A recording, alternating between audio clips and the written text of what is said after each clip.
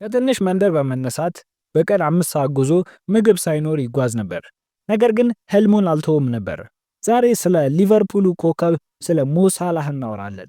ሳላህ በ1992 ዓመተ ምህረት በግብፅ ውስጥ በምትገኝ በናንጋሪግ በተባለች ትንሽ መንደር ተወለደ። ሳላህ ከመንደሩ ወደ ካይሮ ለትሬኒንግ መሄድ ነበረበት። ይህ ጉዞ በአንድ ቀን ከ4 ሰዓት እስከ 5 ሰዓት ይወስድ ነበር። አንዳንድ ጊዜ ምግብ ሳይበላ ድካሙ ሳይቆጥር ብቻውን ይጓዝ ነበር። በመጨረሻም ድካሙን በመቁጠር አልሙኳሉን በተባለ ክለብ ውስጥ እድል አገኘ። በግብፅ ሊግ ውስጥ ፍጥነቱና ቴክኒኩ በፍጥነት ተገነዘቡ። ከዚያም በኋላ የአውሮፓ አይኖች ውስጥ ገባ። ሳላህ ወደ ስዊዘርላንድ ያለው ባሰል ተቀላቀለ። ከሻምፒየንስ ሊግ ውስጥ ቼልሲ ላይ ጎል በማስቆጠር የቼልሲ መልማዮች መለመሉት። ቼልሲ ከባድ ጊዜ ነበር፣ ቤንች ነበር የሚሆነው። ሳላህ ወደ ፊዮሬንቲና ከዚያም ወደ ሮማ ሄደ። እዚህ ነገር ሁላ ተቀየረለት።